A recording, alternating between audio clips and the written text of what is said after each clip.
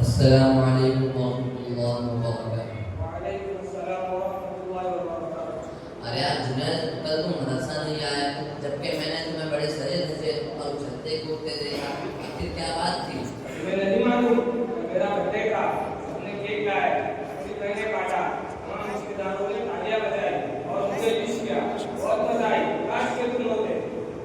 جنید، اگر تم نے مجھے دعوت بھی دی ہوتی تو شاید میں شریک نہ ہوتا، کیونکہ اس برتھڈے کی اسلام میں کوئی حیثیت نہیں، بلکہ یہ تو غیروں کا دھرم ہے۔ ہاں، ہمارے مذہب اسلام میں جب بچہ پیدا ہو تو اس کے داہنے کان میں اذان، بائیں کان میں اقامت، پھر تحریک، پھر جب بچہ 7 دن کا ہو جائے تو اس کے بال منڈانا اور بالوں کے برابر چاندی صدقہ کرنا، پھر 7ویں دن ہی اس کا عقیقہ کرنا یا نام رکھنا، اگر لڑکا ہو تو ختنہ کرنا، پھر جب بچہ 7 سال کا ہو جائے تو نماز کا حکم کرنا، 10 سال کا ہونے پر نماز نہ پڑھے تو مارنا۔ یہ سب تو اسلامی باتیں ہیں، برتھڈے منانا نہیں۔ یار مجھے معلوم تھا تم ضرور کم نظری کی باتیں کرو گے، ذرا عقل کو دم میں دے کر سوچو گے کون سے ایسے ماں باپ ہیں جنہیں یہ خوشی نہیں ہوتی کہ میرا بچہ بڑا ہو، بس اسی خوشی میں کیک کی کٹائی اور مہمانوں کی آمد، کیا یہ خوشی منانا بھی اسلام میں جائز نہیں؟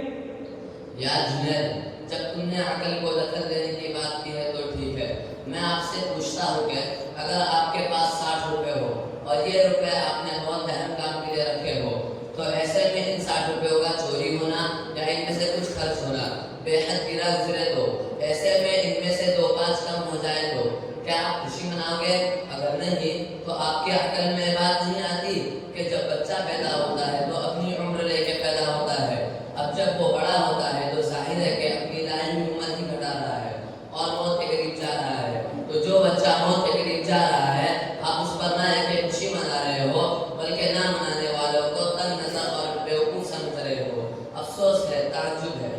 بات تو تمہاری بڑی معقول اور صحیح لگ رہی ہے، لیکن ایک اور سوال کھٹک رہا ہے۔ پھر عیسائی حضرات اپنے نبی کے برتھڈے مناتے ہیں، یہودی اپنے بزرگوں کی اور ہندو حضرات اپنے بڑوں کی جینتی مناتے ہیں، تو کیا ہمارا اسلام نعوذ باللہ اتنا غیر گزرا ہے کہ ہم ان کے برتھڈے سالگرہ میلاد نہ منائیں؟ میں نہیں سمجھتا کہ اسلام ہمیں اس سے روکتا ہوگا۔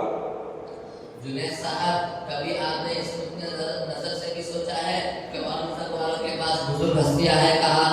کسی مذہب میں ایک تو کسی میں 2، لیکن کبھی اپنے مذہب کے بزرگ ہستیوں کے بارے میں سوچا ہے؟ تو سنو، 1,24,000 نبی، 1,24,000 سے زیادہ صحابہ اکرام، لاکھوں کے تعداد میں اولیاء اعظام، اگر ان تمام کے برتھڈے نہیں مناتے اور کچھ کے مناتے تو ناانصافی ہے، اور اگر تمام کے مناؤ گے تو ایک ایک منٹ پر ایک سے زیادہ برتھڈے آئیں گے۔ اب مناؤ، یہ وہ بات تھی جو نبی کی دور اندیش نگاہ سمجھ گئی اور برتھڈے یا سالگرہ کی